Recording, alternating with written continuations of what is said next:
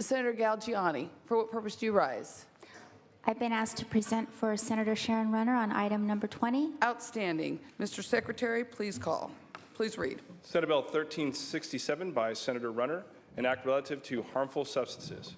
Please proceed. Thank you, Madam Speaker and members. This bill attempts to address the same problem addressed by the latter bill, the fact that underground chemists skirt the law by changing the chemical compound of the drugs, synthetic cannabinoids, spice, etc.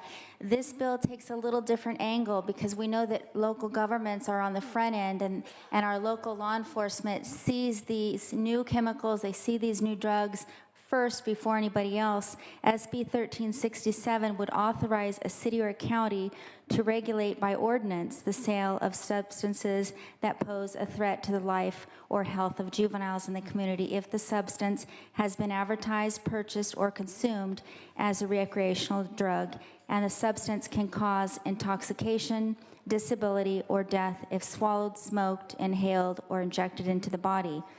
Those who sell these drugs rely on the difficulty confronting law enforcement before new state legislation can be passed to prohibit the latest spice or cannabinoid-like chemical compound. SB 1367 is designed to provide local government with an expedited process for regulating substances harmful to minors when they surface in the community and before the state or federal government have an opportunity to consider prohibiting sale of the new drug. I respectfully request your aye vote. Thank you, Senator Galgiani. Members, is there any debate or discussion? Seeing none, is there any, would you like to close, Senator Galgiani? I respectfully ask for your aye vote. Thank you. Is there any objection to using a unanimous roll call? Seeing none, ayes 37, noes 0. Thank you.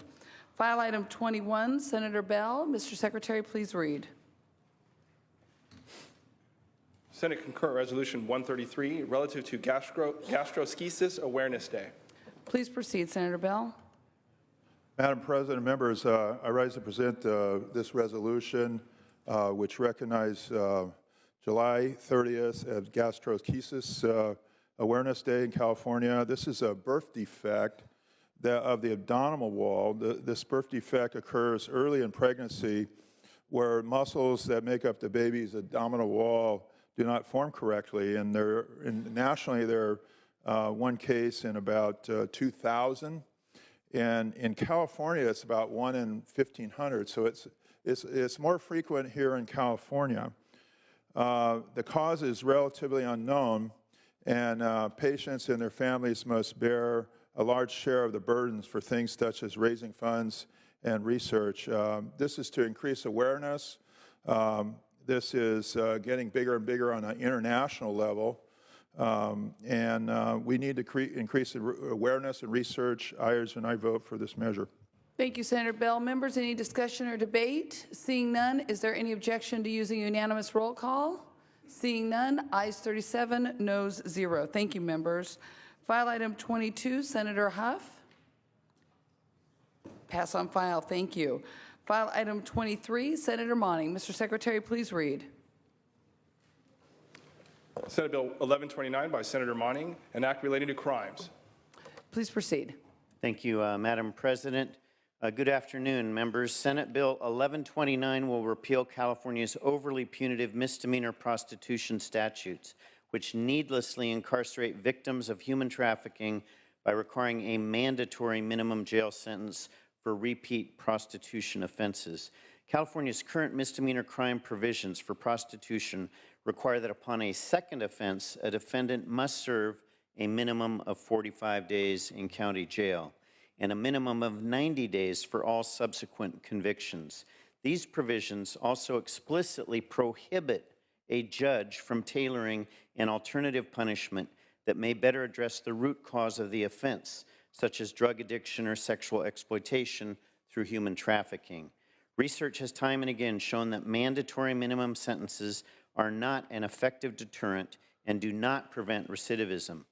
Mandated jail times not only tie the hands of the courts in using judicial discretion, they also create a disincentive for victims of human trafficking and those engaging in survival prostitution to participate in a probation, diversion, or drug treatment program, as the defendant will receive jail time regardless of their participation in such treatment programs.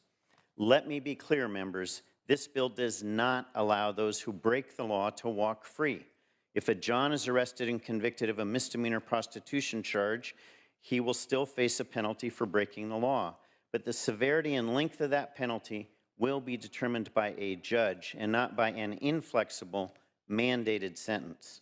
Mandatory minimum jail terms for prostitution are an expensive and highly flawed policy and should not be forced upon the victims of human trafficking.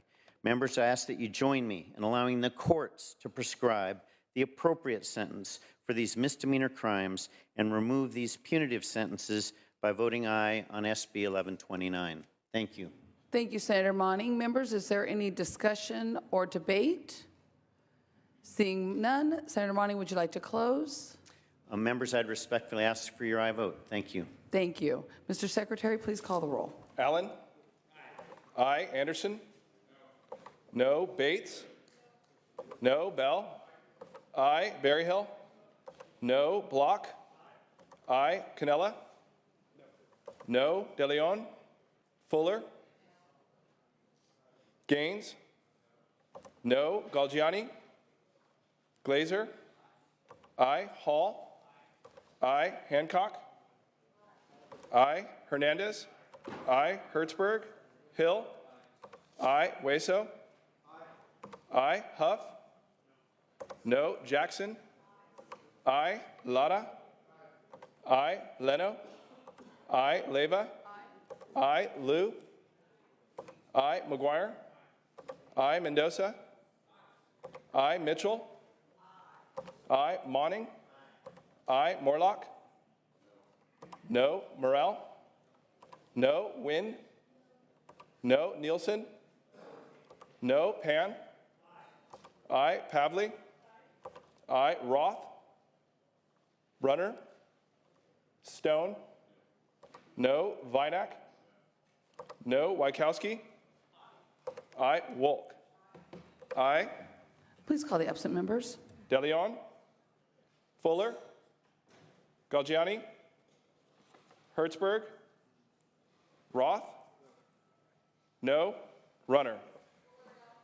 Fuller? No. To your left, lower left. Fuller, no. De Leon, aye. De Leon, aye.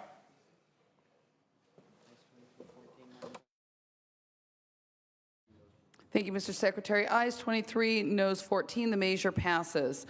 Moving on to file item 24, Senator Wolk. Pass on file. Thank you. File item 26, Senator Wynn. Pass on file. Thank you. File item 27, Senator Galgiani, not at her desk. File item 28, Senator Allen. Pass on file. File item 29, Senator McGuire, pass on file. File item 30, Senator Leno. Mr. Secretary, please read. Senate Bill 1285 by Senator Leno, an act relating to alcoholic beverages. Please proceed, Senator Leno. Thank you, Madam President. Colleagues, this bill would create a new class of neighborhood-restricted, non-transferable liquor licenses in San Francisco. It is a district bill. Given that the number of liquor licenses is capped in San Francisco, the only way for an entrepreneur interested in opening a restaurant and having a full liquor license would be to buy one in the secondary market. They can be as costly as over $300,000, which is just not an amount of money that can be returned through investment in these outer neighborhoods in San Francisco. So this would create a new class of liquor license. It would be neighborhood restricted, be among 7 different neighborhood corridors identified as in need due to a lot of open vacancies, vacant storefronts in need of economic growth and vibrancy. They would be non-transferable, so if the business holding one decided no longer to be in business, it would be returned to the state, and we think this could be a real economic charge for some of the more struggling neighborhoods in San Francisco. Yes, San Francisco is economically on fire right now, but they're not unlike in other places, some slower growing, if not depressed neighborhoods. We think this will benefit job growth in them. The bill has the support of the California Restaurant Association, the Golden Gate Restaurant Association. It has no opposition. I ask for your aye vote. Members, is there any discussion or debate? Seeing none, is there any opposition to using unanimous roll call? Seeing none, ayes 38, noes 0. The measure passes. Thank you. File item 31, Senator Leyva, pass on file. File item 33, Senator Block. Mr. Secretary, please read.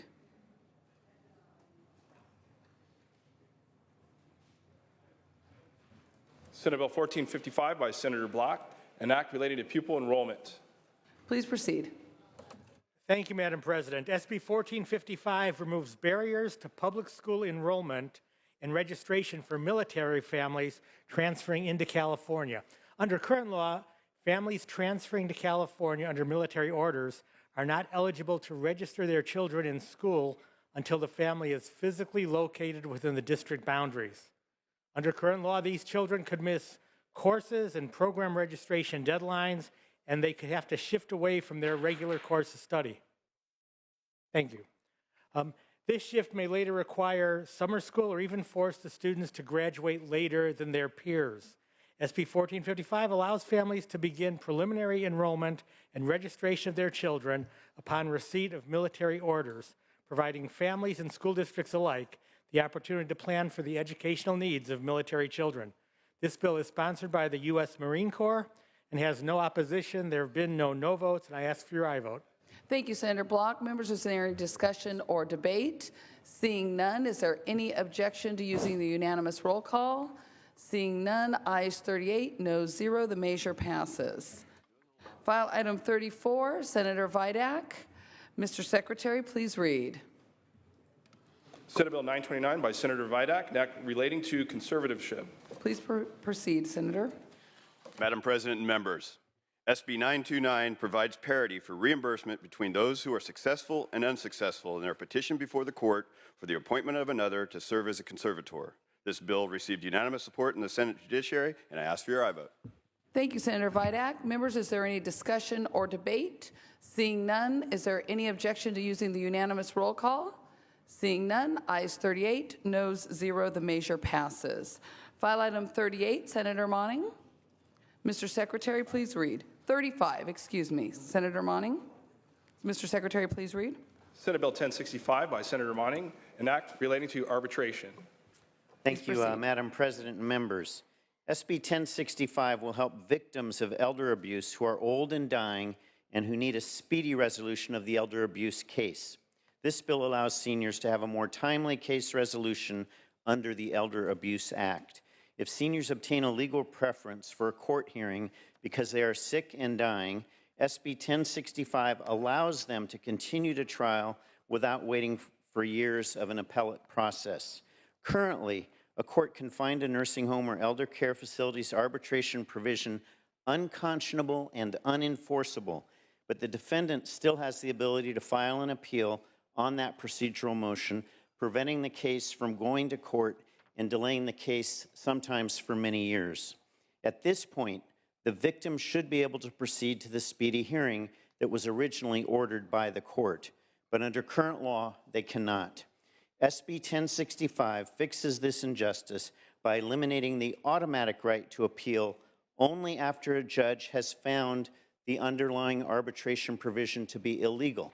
So members, this is a very limited circumstance. It is designed to protect elders who are pursuing their rights under elder abuse statutes, existing law, and it does not take away the right to appeal after a final decision.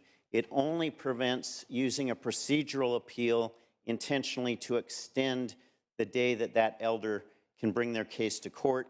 Again, to have that preferential pathway in court, the judge must find the underlying arbitration agreement to be unconscionable and unenforceable, and the elder must be over the age 70 or older and have an illness that is life-threatening. Thank you. I urge your aye vote.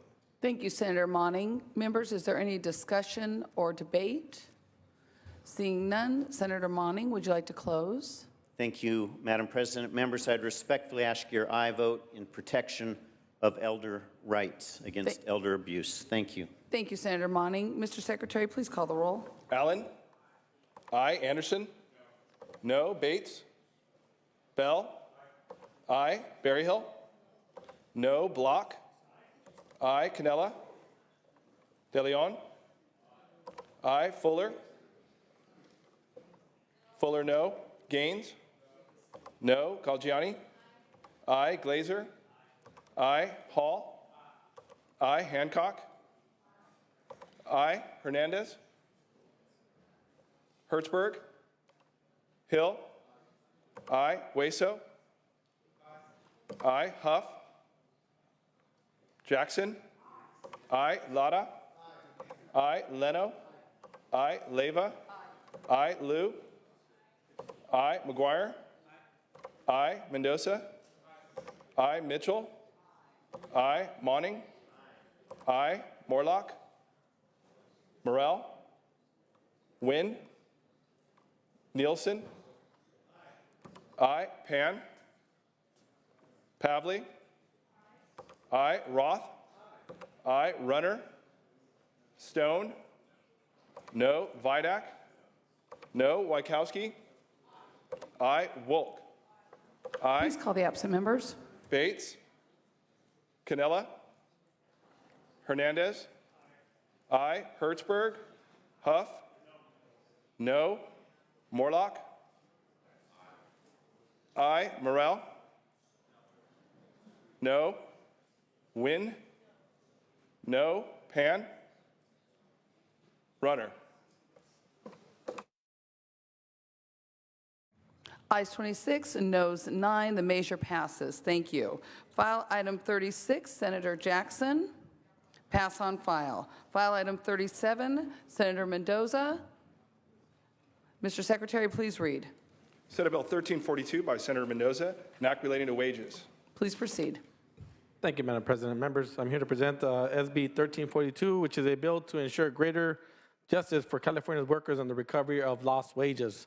This bill offers much-needed clarity for city and county legislative bodies by making them aware of that under existing law, they can delegate their subpoena authority to officials within their governments for the purpose of investigating claims of wage theft in their jurisdictions. This bill eliminates legal ambiguity regarding the option for cities and county governments to choose to implement wage theft prevention programs in their localities. SB 1342 has no opposition and was voted out of committee with bipartisan support. I respectfully ask for your aye vote today. Thank you, Senator Mendoza. Members, is there any debate or discussion? Seeing none, Senator Mendoza, would you like to close? Respectfully ask for your aye vote, Madam President. Thank you, sir. Mr. Secretary, please call the roll. Allen? Aye. Anderson? Aye. Bates? Aye. Bell? Aye. Berryhill? Aye. Block? Aye. Cannella?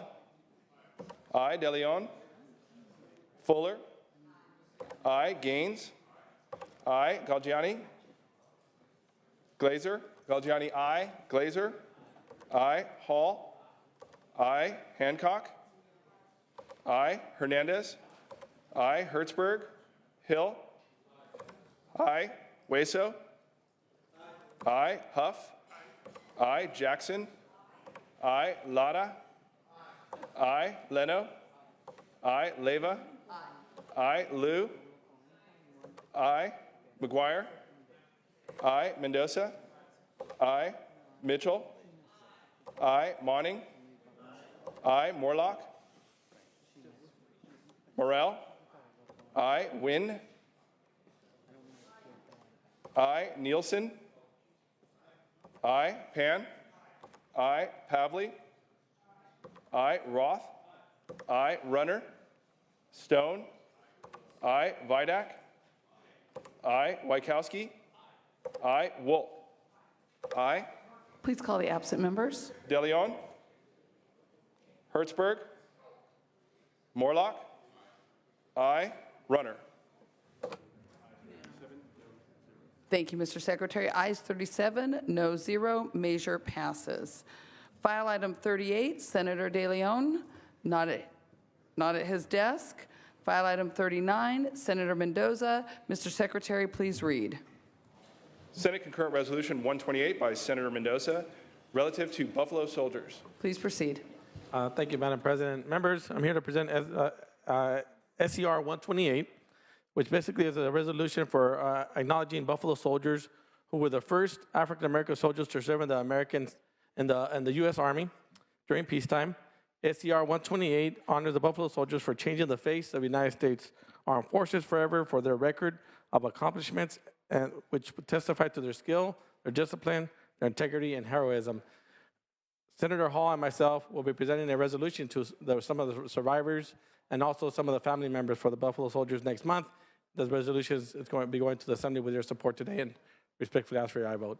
Thank you, Senator Mendoza. Is there any discussion or debate? Seeing none, members, is there an objection to using unanimous roll call? Seeing none, ayes 37, noes 0. Thank you. That finishes up Senate third reading. We are now moving to measure passes. Assembly third reading, file item 48, Senator Anderson. Senator Anderson, would you like to present file item 48? Well, excellent. Mr. Secretary, please read.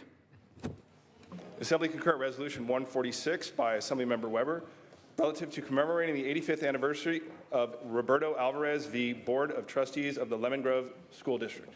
Please proceed, Senator Anderson. Thank you, Madam President, Senators. I'm a proud co-author of ACR 146 by Assemblymember Weber.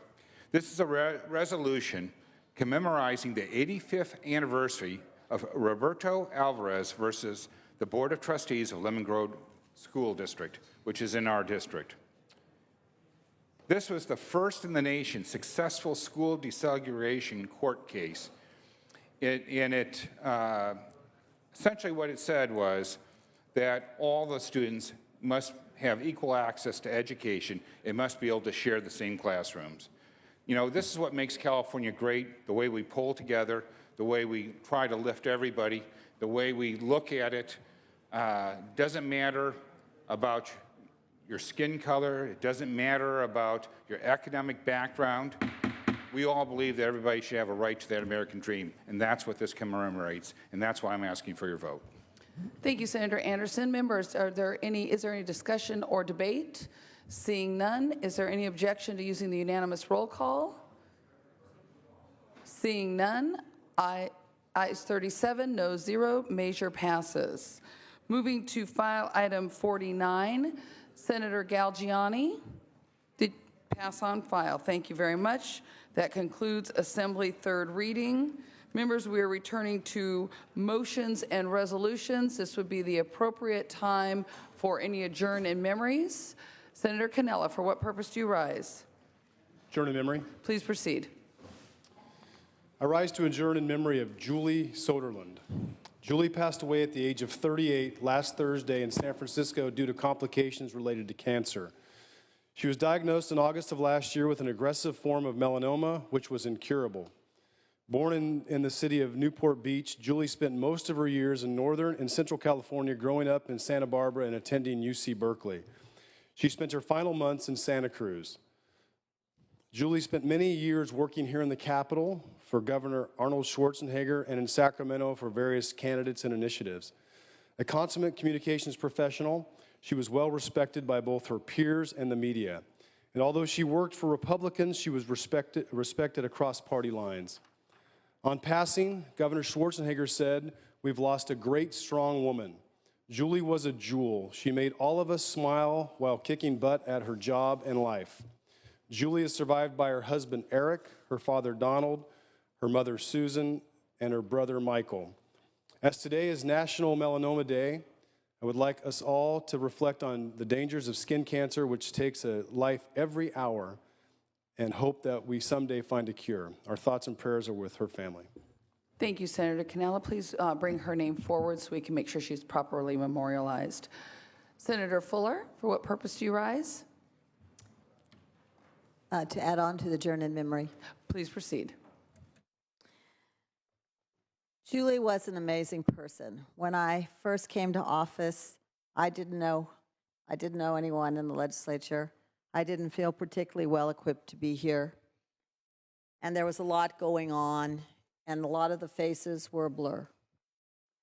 But I met Julie, and even though she didn't know me and I didn't know her, she took a special moment to sit down with me and tell me some of her highlights and encourage me as a woman legislator.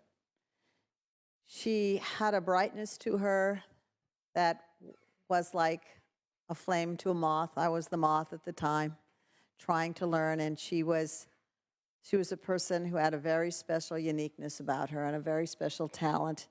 And some of those people that when you meet them, they remain with you, even though you didn't spend a lot of time with them. They remain for you, a beacon of hope for the future. She was too young to die. It is very sad for all of us to lose this talent.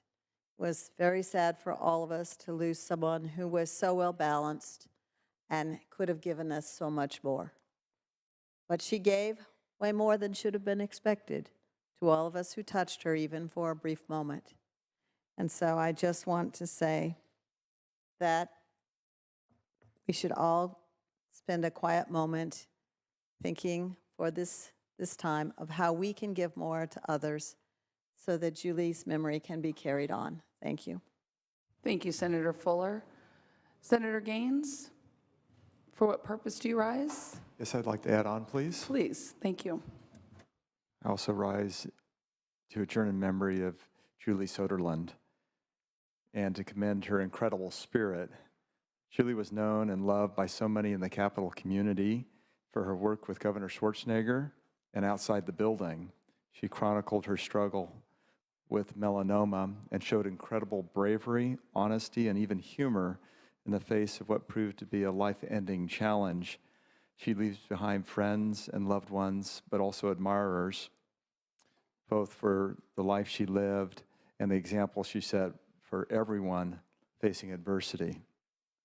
She worked with Matt Cox in my office under the Schwarzenegger administration for 3 years and was just a great individual. Matt really enjoyed working with her, and she had deep faith to the very end. So may we all have her grace and strength in times of crisis. God bless Julie Sutherland and her husband and family. Thank you. Thank you, Senator Gaines. Senator Anderson, for what purpose do you rise?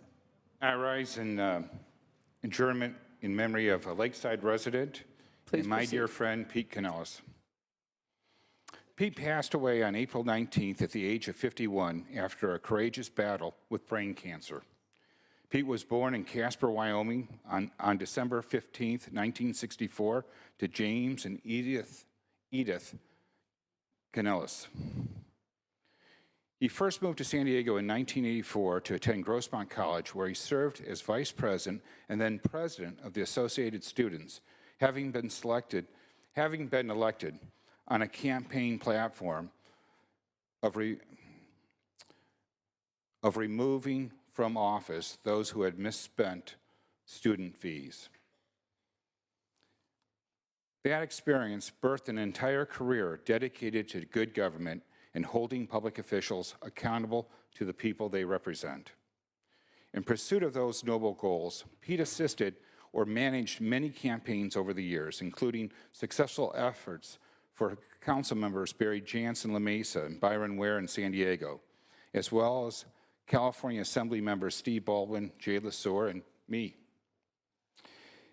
Pete's career gave him opportunities to serve San Diego-based public relations firm Schuman, Hoy, and Ware, as well as for Walmart, for whom he directed political activities throughout the western United States before starting his own consulting firm, Hermes Strategy Group. In 2013, Pete began his final position in public service as policy director for San Diego City Councilwoman Lori Zaff. He was much loved at the City Hall and played a crucial role in laying the foundation for the Councilwoman's legislative agenda. He was known for his passion, his thoroughness, and his unyielding commitment to the elected officials and the citizens they served. Pete was an active parishioner at 2 Greek Orthodox churches in San Diego area. He was very proud of his Greek heritage and loved to cook. To the dismay of most of us in San Diego, Pete was a lifetime Raiders fan. And I can tell you, no matter how poorly the Raiders are doing and how well the Chargers were doing that year, he'd always remind us how many Super Bowl rings the Chargers have earned and how many the Raiders have earned. Pete's family and many of his friends will remember him for his big heart, incredible mind, and wicked sense of humor. I will also remember Pete as a member of my kitchen cabinet, one of my most trusted and loyal advisors, and he was always a guy you could count on. You know, one of the things that I wrote this up because I wanted to stay focused and hit so many of the items. You know, Pete was a great friend to me and to so many people around him. You know, he was the first guy to give you grief if you made a mistake, but he would be the first guy to lend you a hand to lift you up when you were knocked down. There wasn't a time in the hour of the day that you couldn't call on him that he would show up to pick you up or drop you off or fix wherever you need fixing, or in my case, walk precincts or drop lit. Pete was just an awesome friend. He was extremely honest. He just thought that we deserved the very best from the people that serve us in office, and he liked to hold us accountable. He also was a very straight talker. He didn't mince words. When you made a slight mistake, he was the first to tell you, not because he wanted to make fun of you or put you down, although it may have felt like that in the moment. He was always looking to improve you so you could be the very best you could be. And he was very open to taking that same criticism himself. I will miss my friend Pete, and I ask that we adjourn in his memory. Thank you. Thank you, Senator Anderson. Please be sure to bring his name forward so he can properly be memorialized. Members, if there is no other business, Senator Monning, the desk is clear. Thank you, Madam President. Members, we'll stand in recess and reconvene Thursday morning at 9 a.m. Thursday morning, 9 a.m. Thank you. Members, the Senate is adjourned, and we will reconvene Thursday at 9 a.m. Have a great rest of the day.